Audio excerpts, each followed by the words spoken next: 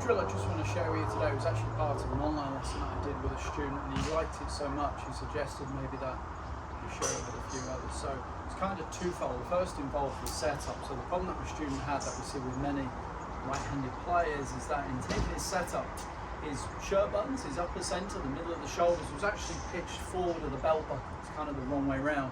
Because of the way we hold the club and the fact that the right hand's closer to the ground than the left hand, that right shoulder, trail shoulder's got to be set a little lower, which means the spine is just tilted some amount to the right. So the drill we gave him to try and feel that was fairly straightforward. If you take an aim stick, just hold it against your shirt buttons and against your belt buckle and stand up nice and tall. And then all we get you to do from there is just bend forward, because it's golf and the ball's on the ground. And then from here, just tilt somewhat to the right, just until you feel the aim stick just tap the inside of your leg. Don't overdo it and start bending the aim stick. So once again, hold the aim stick across your front against your shirt buttons and your belt buckle.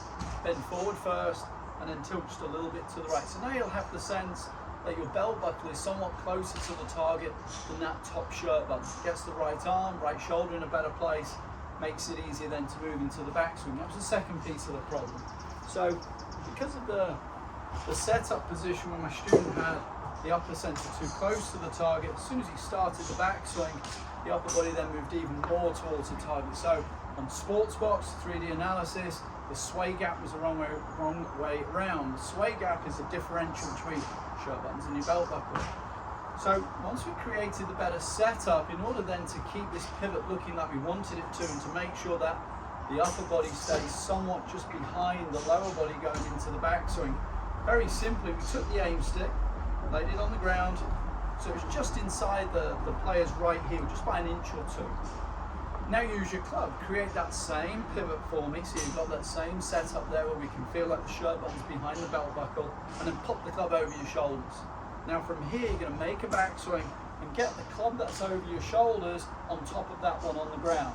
Now you can see I've got the upper body just set back somewhat from the lower body.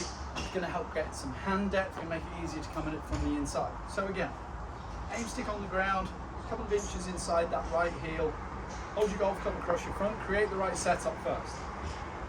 And forward, tilt right, so the shirt buttons are behind the belt buckle. Now, to make sure we keep you honest in this pivot in the backswing and we're not reverse pivoting, let's make sure as we rotate, we get this club across the shoulders on top of that one on the ground. And you can actually hit balls doing this on the range.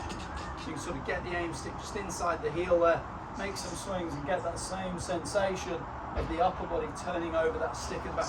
This will really help you, like we said, create a better pivot, load the club in a better spot. You're going to hit it further and a whole lot better. If you want to do some online coaching with me, check out my profile on the Skillest app.